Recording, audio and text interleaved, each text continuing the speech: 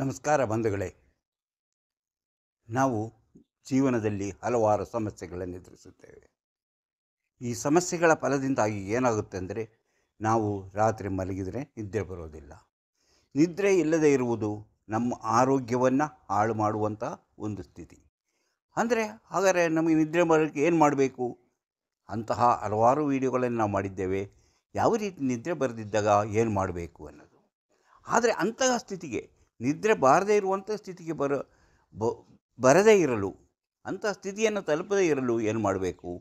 ನಾವು ಮಲಗಿದ ಕೂಡಲೇ ಸುಖವಾಗಿ ನಿದ್ದೆ ಮಾಡುವಂತಹ ಒಂದು ಸ್ಥಿತಿ ನಮ್ಮಲ್ಲೇ ಉಳಿಬೇಕು. ಅಂತಹದಕ್ಕೆ ಏನು ಮಾಡಬೇಕು ಅಂದರೆ, ನಿದ್ರೆ ಬಾರದಿದ್ದಾಗ ನಾವು ಏನು ಮಾಡಬೇಕೆಂಬುದನ್ನು ತಿಳಿದಿದ್ದೇವೆ.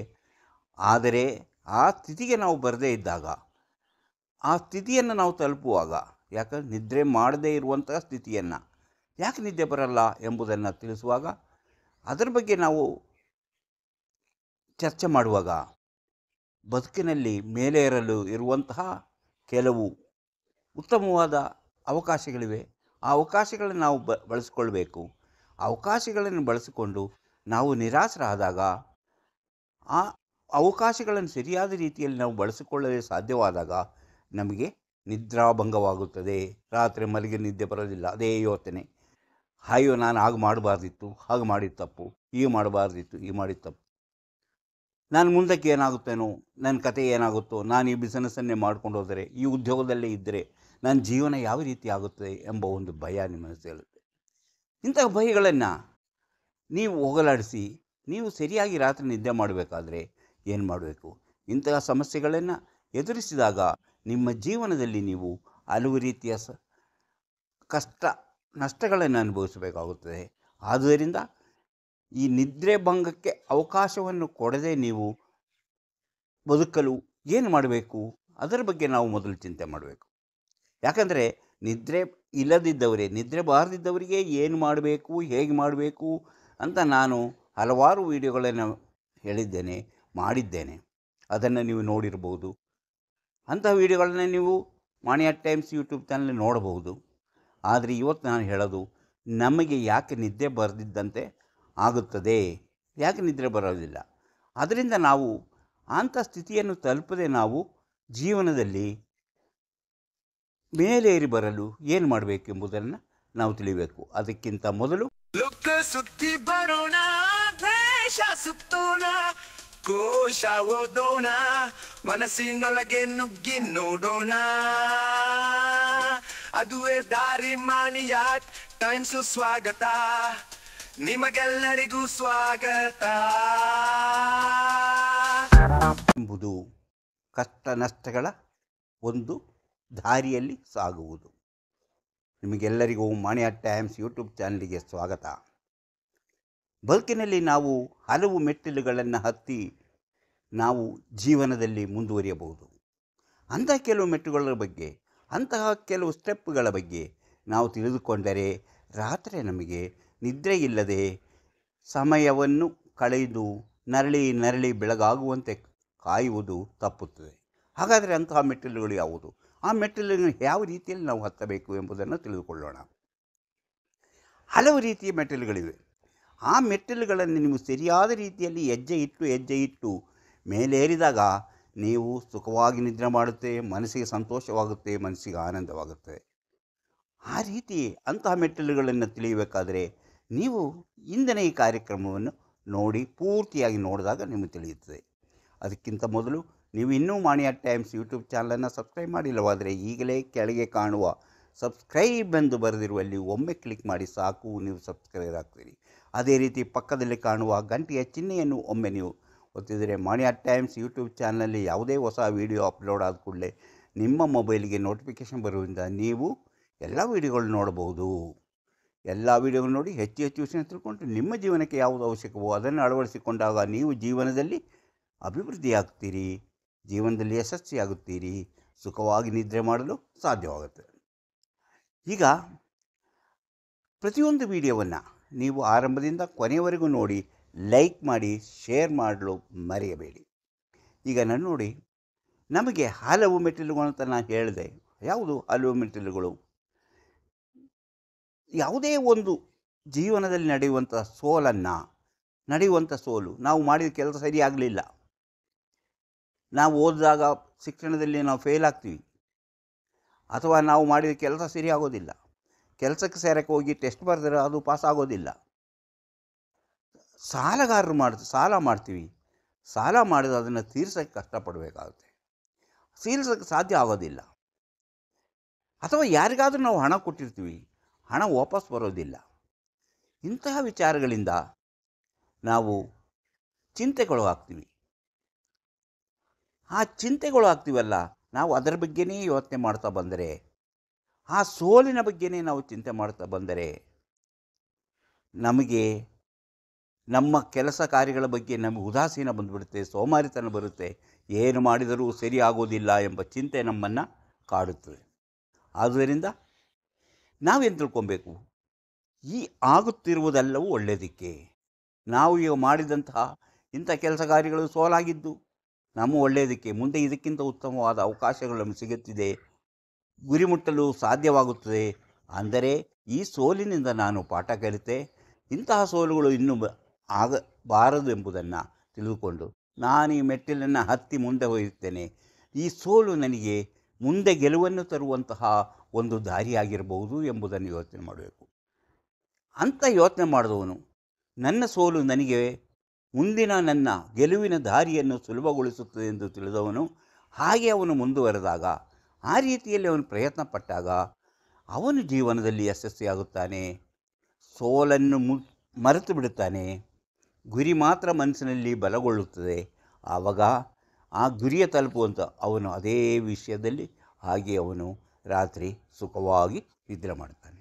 ಸುಖವಾಗಿ ನಿದ್ರೆ ಮಾಡಲು ಸೋಲಿನ ಬಗ್ಗೆ ಯೋಚನೆ ಮಾಡದೆ ಮುಂದೆ ಗೆಲುವಿದೆ ಎಂಬುದನ್ನು ಯೋಚನೆ ಮಾಡ್ತಾ ಮಲಗಿದರೆ ನಿಮಗೆ ನಿದ್ರೆ ಬರುತ್ತೆ. ಯಾರಿಗೆ ನಿದ್ರೆ ಇಲ್ವೋ ಅವರಿಗೆ ನಿದ್ರೆ ಬರುತ್ತದೆ.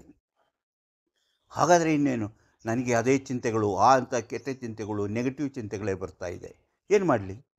ನೆಗೆಟಿವ್ ಚಿಂತೆಗಳು ಬರುತ್ತೆ, ಪ್ರತಿಯೊಬ್ಬರ ಮನಸ್ಸಿಗೂ ನೆಗೆಟಿವ್.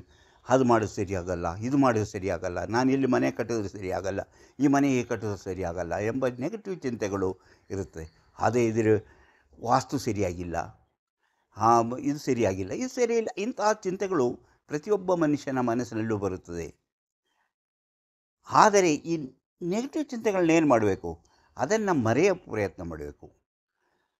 ನನಗೆ ಇಂಥ ತೊಂದರೆಗಳಾಗೋದಿಲ್ಲ, ನಾನು ಮಾಡುವುದೆಲ್ಲವೂ ಒಳ್ಳೆಯದಾಗುತ್ತದೆ, ಒಳ್ಳೆಯದಕ್ಕಾಗಿ ಮಾಡ್ತಾಯಿದ್ದೇನೆ ಎಂದು ನೀವು ಯೋಚನೆ ಮಾಡುವಂತಿರಬೇಕು.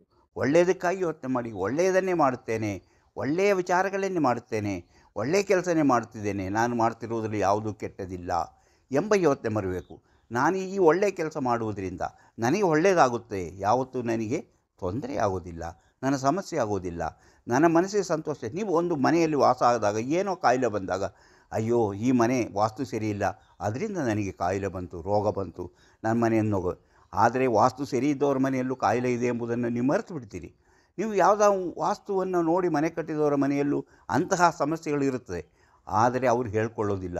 ನೀವು ಯಾರೋ ಹೇಳಿದ್ದನ್ನು ಕೇಳಿ, ಹೌದು ಈ ವಾಸ್ತು ಸರಿ ಇಲ್ಲದೆ ಇರೋದ್ರಿಂದ, ಈ ಮನೆಯಲ್ಲಿ ಇರೋದರಿಂದ ನನಗೆ ಹಣಕಾಸಿನ ತೊಂದರೆ ಬಂತು, ರೋಗ ಬಂತು, ನಾನು ಸಾಲ ಮಾಡಬೇಕಾಯಿತು ಎಂಬ ಚಿಂತೆ ನೀವು ಬಿಟ್ಟುಬಿಡಬೇಕು.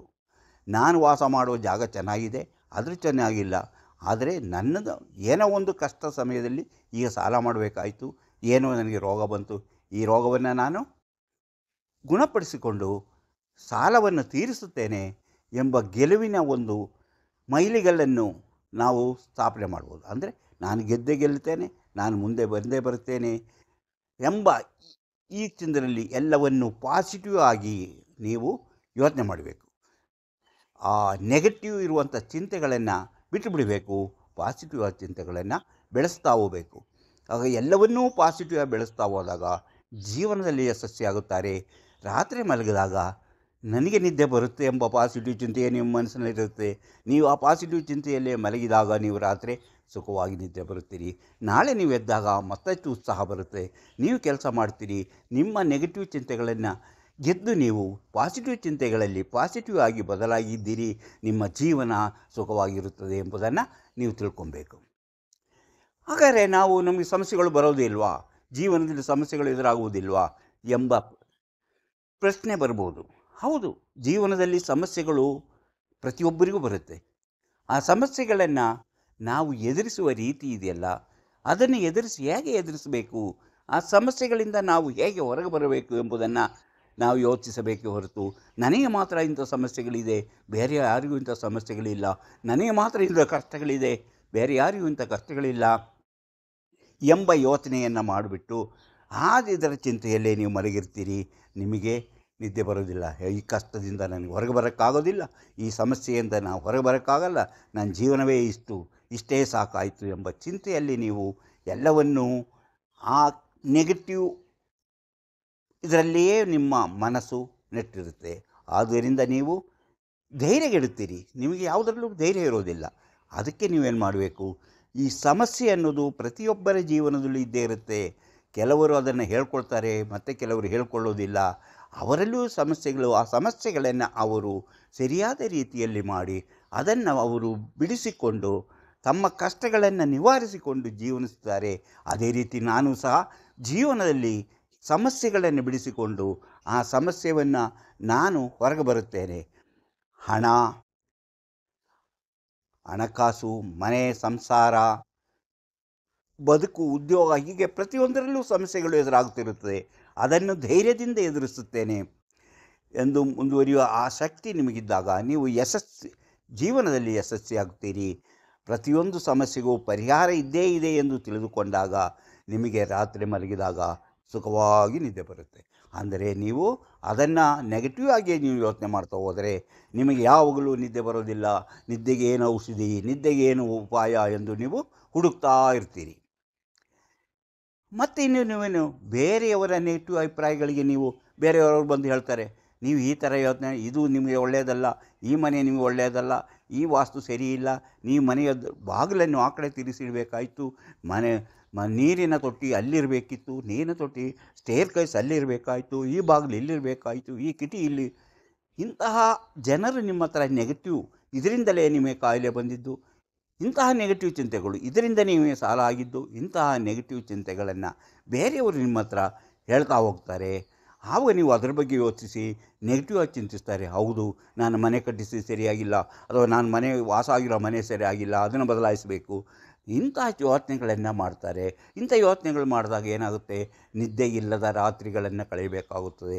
ನನಗೆ ಮಾತ್ರ ಇಂಥ ಚಿಂತೆಗಳು, ನನಗೆ ಮಾತ್ರ ಇಂಥ ತೊಂದರೆಗಳು ಎಂದು ನೀವು ತಿಳಿತೀರಿ. ಆದ್ದರಿಂದ ಬೇರೆಯವರು ಕೊಡುವಂತಹ ನೆಗೆಟಿವ್ ಥಾಟ್ಸನ್ನು, ಅಂದರೆ ನೆಗೆಟಿವ್ ಚಿಂತೆಗಳನ್ನು ನೀವು ದೂರ ಇಟ್ಟು ನಿಮ್ಮದೇ ಆದ ರೀತಿಯಲ್ಲಿ ನೀವು ಅದರ ಬಗ್ಗೆ ಯೋಚನೆ ಮಾಡಬೇಕು.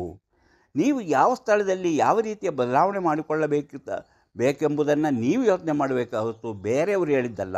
ನಿಮಗೆ ಅನುಕೂಲಕ್ಕೆ, ಸೌಕರ್ಯಕ್ಕೆ ತಕ್ಕಂತೆ ನೀವು ಮನೆಯಲ್ಲಿ ವ್ಯವಸ್ಥೆ ಮಾಡ್ಕೋಬೇಕು. ಆ ರೀತಿ ವ್ಯವಸ್ಥೆ ಮಾಡಿಕೊಂಡಾಗ ನನಗೆ ಪಾಸಿಟಿವ್ ಆಯಿತು, ನನ್ನ ಕಷ್ಟಗಳು ನಿವಾರಣೆ ಆಗುತ್ತೋ, ಇದರಿಂದ ಅಲ್ಲ, ನನಗೆ ಈ ವಾಸ್ತುವಿನಿಂದ ಅಲ್ಲ, ಅಥವಾ ನಾನು ಈ ಮನೆಯಲ್ಲಿ ಇರೋದರಿಂದ ಅಲ್ಲ, ನನಗೆ ಅದು ಸಾಮಾನ್ಯ ಜನರ ಎಲ್ಲರಿಗೂ ಬರುವಂತಹ ಒಂದು ಸಮಸ್ಯೆ. ಕೆಲವರಿಗೆ ಅದು ಹೆಚ್ಚಾಗಿ ಬರ್ಬೋದು, ಮತ್ತು ಕೆಲವರಿಗೆ ಕಡಿಮೆ ಆಗಿರ್ಬೋದು. ಆದುದರಿಂದ ನಾವು ಸರಿಯಾದ ರೀತಿಯಲ್ಲಿ ವಾಸ ಮಾಡಿದ್ದೇನೆ, ನನ್ನ ಮನೆಯಿಂದ ಸುಖವಾಗಿದ್ದೇನೆ ಎಂಬಂತಹ ಚಿಂತೆ ನೀವು ಬರಬೇಕು. ನಾನು ಯಾವುದೇ ಕಷ್ಟ ಬಂದರೂ ಅದನ್ನು ನಿವಾರಿಸುವಂಥ ಶಕ್ತಿ ನನಗಿದೆ, ಆ ಶಕ್ತಿಯಿಂದಲ್ಲ ನಾಳೆ ನಾನು ಕೈಗೂಡುತ್ತದೆ ಎಂಬ ಚಿಂತೆಯಲ್ಲೇ ನೀವು ನಿಮ್ಮ ಜೀವನವನ್ನು ರೂಪಿಸಿಕೊಳ್ಳಬೇಕು. ಆಗ ನಿಮಗೆ ಜೀವನದಲ್ಲಿ ಸುಖವಾಗಿರುವಂತಹ ಅವಕಾಶ ಸಿಗುತ್ತೆ, ಜೀವನದಲ್ಲಿ ಯಶಸ್ವಿ ಆಗ್ತೀರಿ. ಆ ಚಿಂತೆಯಲ್ಲೇ ನೀವು ಮಲಗಿದಾಗ ನಿಮಗೆ ಸುಖವಾದ ನಿದ್ದೆ ಬರುತ್ತೆ. ನೆಗೆಟಿವ್ ಚಿಂತೆಯನ್ನು ನೀವು ತಂದಿಟ್ಟರೆ ನಿಮಗೆ ರಾತ್ರಿ ನಿದ್ರೆ ಇರೋದಿಲ್ಲ ಎಂಬುದನ್ನು ನೀವು ಮತ್ತೆ ಮತ್ತೆ ಒತ್ತಿ ಹೇಳ್ತಾ ಇದ್ದೇನೆ. ನೆಗೆಟಿವ್ ಚಿಂತೆಗಳೇ ನಿಮ್ಮ ನಿದ್ದೆಯನ್ನು ಕೊಂದು ತಿನ್ನುತ್ತವೆ. ಅಂದರೆ ನೆಗೆಟಿವ್ ಚಿಂತೆಗಳು ನಿಮ್ಮ ನಿದ್ರೆಯ ಆಸೆಯನ್ನು ಕೊಂದು ತಿನ್ನುತ್ತವೆ. ಆದ್ದರಿಂದ ನೆಗೆಟಿವ್ ಅಂತ ಯೋಚನೆ ಮಾಡಬೇಡಿ. ಇಂದಲ್ಲ ನಾಳೆ ನನಗೆ ಅದು ಒಳ್ಳೆಯದಾಗುತ್ತೆ, ನಾನು ಮಾಡೋ ಕೆಲಸದಿಂದ ನನಗೆ ಒಳ್ಳೆಯ ಸಕ್ಸಸ್ ಆಗುತ್ತೆ ಎಂಬಂತೆ ನೀವು ಯೋಚನೆ ಮಾಡಿ ಮಲಗಿದಾಗ ನಿಮಗೆ ಸುಖವಾಗಿ ನಿದ್ದೆ ಬರುತ್ತೆ. ಮುಂದೆ ಜೀವನದಲ್ಲಿ ಯಶಸ್ವಿಯಾಗುತ್ತೀರಿ, ಮೆಟ್ಟಿಲುಗಳನ್ನು ಹತ್ತಿ ನೀವು ಸುಖವಾಗಿ ಜೀವನ ಮಾಡುತ್ತೀರಿ. ಹಾಗಾದರೆ ನಮಗೇನು ಇದನ್ನೆಲ್ಲ ಮಾಡೋಕ್ಕೆ ನಮಗೆ ಟೈಮ್ ಸಾಕಾಗುತ್ತಾ? ನಮ್ಮ ಟೈಮ್ ಇಲ್ವಾ? ನಮ್ಮ ಟೈಮ್ ಎಲ್ಲಿ ಬರುತ್ತೆ? ನಾನು ಕಾಯ್ತಾ ಇದ್ದರೆ ನನ್ನ ಜೀವನವೇ ಮುಗಿದು ಹೋಗುತ್ತಲ್ಲ. ನೀವು ಹೇಳ್ತೀರಿ ಸಮಸ್ಯೆಗಳು ಎಲ್ಲ ನೆಗೆಟಿವ್ಗಳು ಅಂತ. ಅದಕ್ಕೆ ನಾವು ಹೇಳೋದು, ಪ್ರತಿಯೊಬ್ಬರೂ ಸಹ ಸಮಯದ ಮಹತ್ವವನ್ನು ತಿಳಿದಿರಬೇಕು. ತಮ್ಮ ಕೆಲಸ ಕಾರ್ಯಗಳನ್ನು ಸಮಯಕ್ಕೆ ಸರಿಯಾಗಿ ಮಾಡಿ ಮುಗಿಸಬೇಕು. ಆಮೇಲೆ ಎನ್ನುವುದು ಸೋಲಿನ ಲಕ್ಷಣವಾಗುತ್ತದೆ. ಈ ಎಲ್ಲ ನಾಳೆ ಆಗ್ತು ಅಥವಾ ನಾಡಿದ್ದು ಮಾಡೋಣ, ಇನ್ನೂ ಟೈಮ್ ಆಗಿಲ್ಲ, ಸಂದರ್ಭ ಒದಗಿ ಬಂದಿಲ್ಲ ಎಂದು ಮುಂದೂಡಬೇಡ. ಇವತ್ತು ಮಾಡಬೇಕಾದ ಕೆಲಸವನ್ನು ಇವತ್ತೇ ಮಾಡಬೇಕು. ನಾಳೆ ಎಂದು ನೀವು ಅದನ್ನು ಮುಂದೂಡಬಾರದು. ಅದೇ ನಿಮ್ಮ ಕರ್ತವ್ಯ. ನಿಮ್ಮ ಕರ್ತವ್ಯವನ್ನು ನೀವು ಕರೆಕ್ಟಾಗಿ ಮಾಡಿದರೆ ನಿಮಗೆ ನಿದ್ದೆ ಬರುತ್ತದೆ. ಕರ್ತವ್ಯವನ್ನು ನೀವು ಸರಿಯಾಗಿ ಮಾಡದೇ ಇದ್ದಾಗ ಚಿಂತೆ ಬರುತ್ತೆ. ಅಲ್ಲಿ ತಪ್ಪಾಯ್ತಲ್ಲ, ನಮ್ಮ ಮೇಲಧಿಕಾರಿಗಳನ್ನು ನೋಡಿದ್ರೆ ಏನು ಹೇಳ್ತಾರೆ, ನಾನು ಸುಳ್ಳು ಹೇಳಿದ್ನಲ್ಲ, ಅದರಿಂದ ಏನಾಗುತ್ತೆ, ನಾನು ಕೆಲಸ ಮುಗೀತು ಅಂತ ಹೇಳಿದ್ದೆ, ಅವ್ರು ನಾಳೆ ಬಂದಾಗ ಕೆಲಸ ಮುಗಿದಿರಲ್ಲ, ನಾನು ಸಾಲ ನಾಳೆ ಕೊಡ್ತೀನಿ ಅಂತ ಹೇಳಿದ್ದೆ, ಕೊಡೋಕ್ಕಾಗದಿದ್ದರೆ ಏನಾಗುತ್ತೆ. ಆ ರೀತಿಯ ಚಿಂತೆಗಳು ನಿಮ್ಮನ್ನು ಒಂದು ಸೋಲಿನ ಸುಳಿಗೆ ಸಿಲುಕುವಂತೆ ಮಾಡುತ್ತದೆ. ಆವಾಗ ಏನಾಗುತ್ತೆ, ಚಿಂತೆ ಚಿಂತೆ ಚಿಂತೆ ಚಿಂತೆ ಮನಸ್ಸನ್ನು ತಾಳಲಾರದೆ, ಚಿಂತೆಗಳನ್ನು ತಾಳಲಾರದೆ ನಿದ್ರೆ ನಿಮ್ಮ ಬಿಟ್ಟು ಓಡೋಗುತ್ತೆ. ಆದ್ದರಿಂದ ನೀವು ಅಂತಹ ಸಮಯಕ್ಕೆ ಸರಿಯಾಗಿ ನಿಮ್ಮ ಕೆಲಸವನ್ನು ಮಾಡಿ, ನಿಮ್ಮ ಕರ್ತವ್ಯವನ್ನು ನೀವು ಸರಿಯಾದ ರೀತಿಯಲ್ಲಿ ನಿರ್ವಹಿಸಿ. ಆವಾಗ ನಿಮಗೆ ನಿದ್ದೆ ಬರುತ್ತದೆ. ನಿಮ್ಮ ಸೋಲಿನ ಬಗ್ಗೆ ನೀವಿರುವಂಥ ಭಯವನ್ನು ಬಿಟ್ಟು ಮುಂದೆಳೆದಾಗ ಈಗಲೇ ನಿಮ್ಮ ಕೆಲಸ ಮುಗಿದಿದ್ದರೆ ನೋಡಿ, ನಾನು ಕೆಲಸ ಮಾಡಿದ್ದೀನಿ, ಸರಿಯಾಗಿ ಮಾಡಿದ್ದೀನಿ, ನನ್ನ ಕೆಲಸ ಸರಿಯಾಗಿದೆ, ನಿಮಗೆ ಯಾವ ಚಿಂತೆಯೂ ಇಲ್ಲ. ನಾನು ನನ್ನ ಹಣ ಸಾಲವನ್ನು ತೀರಿಸುತ್ತೇನೆಂದೇ ತೀರ್ಸೋಕ್ಕೆ ಇವತ್ತು ಆಗಿಲ್ಲ, ನಾಳೆ ನಾನು ಕೊಡ್ತೇನೆ, ನಾನು ಕೊಡ್ತೇನೆ, ಇವತ್ತೊಂದು ದಿವಸ ನನಗೆ ಟೈಮ್ ಕೊಡಿ ಅಂತ ನೀವು ಅದನ್ನು ಆ ಬಗ್ಗೆ ನೀವು ಅದನ್ನು ಸಮಯಕ್ಕೆ ಸರಿಯಾಗಿ ಮಾಡದೇ ಇದ್ದಾಗ ಅದಕ್ಕೆ ಕಾರಣ, ಸರಿಯಾದ ಕಾರಣವನ್ನು ಕೊಡಬೇಕು. ಅಥವಾ ಯಾವಾಗ ನೀವು ಅದನ್ನು ಮುಗಿಸುತ್ತೇನೆ ಅಥವಾ ವಾಪಸ್ ಕೊಡ್ತೇನೆ ಎಂಬುದನ್ನು ಒಪ್ಪಿಕೊಳ್ಬೇಕು.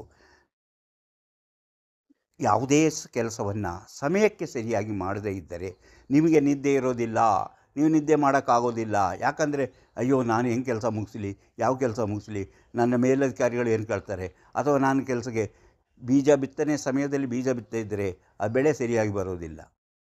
ಬೆಳೆಗೆ ಕುಂಟೆ ಹೊಡಿಬೇಕಾದ ಸಮಯದಲ್ಲಿ ಕುಂಟೆ ಹೊಡೆದಿದ್ದರೆ ಆ ಬೆಳೆ ಸರಿಯಾಗೋದಿಲ್ಲ. ಯಾವುದೇ ಮಾವಿನ ಹೂವು ಬಂತು, ಮಾವಿನ ಹೂವಿಗೆ ಅದಕ್ಕೆ ಸರಿಯಾದ ರೀತಿಯಲ್ಲಿ ನಾವು ಉಪಚಾರ ಮಾಡದೇ ಇದ್ದರೆ ಮಾವಿನಕಾಯಿ ಆಗೋದಿಲ್ಲ. ಅಥವಾ ನಾವು ಯಾವುದೇ ಕೆಲಸವನ್ನಾಗಲಿ ಆ ಸಮಯಕ್ಕೆ ಸರಿಯಾಗಿ ಮಾಡದೇ ಇದ್ದಾಗ ನಮಗೆ ಲಾಸ್ ಆಗುತ್ತೆ, ನಷ್ಟವಾಗುತ್ತದೆ. ಅದರಿಂದ ನಮ್ಮ ಚಿಂತೆಗಳು ನಮ್ಮನ್ನು ಕಾಡಲಾರಂಭಿಸುತ್ತದೆ. ನಮ್ಮ ಜೀವನದಲ್ಲಿ ನಾವು ನೆಮ್ಮದಿ ಇಲ್ಲದೆ, ನಿದ್ದೆ ಇಲ್ಲದೆ ಕಳೆಯಬೇಕಾಗುತ್ತದೆ.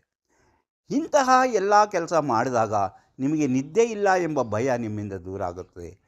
ರೋಗ ಎಂಬುದು ನಿದ್ದೆಯನ್ನು ಕೆಡಿಸುವ ಮತ್ತೊಂದು. ಅದಕ್ಕೆ ನೀವು ವರ್ಷಕ್ಕೊಮ್ಮೆ ಆದರೂ ನಿಮ್ಮ ದೈಹಿಕವಾದಂತಹ ಆರೋಗ್ಯದ ಪೂರ್ಣ ತಪಾಸಣೆಯನ್ನು ಮಾಡಿಸಿ ಅದಕ್ಕೆ ಬೇಕಾದಂತಹ ಚಿಕಿತ್ಸೆಯನ್ನು ಪಡೆದರೆ ನಿಮಗೆ ಖಂಡಿತವಾಗಲು ರೋಗದಿಂದ ಬರುವಂತಹ ಚಿಂತೆ, ಭಯ ದೂರವಾಗಿ ನೀವು ಸುಖವಾಗಿ ಜೀವನ ಮಾಡಲು ಸಾಧ್ಯ.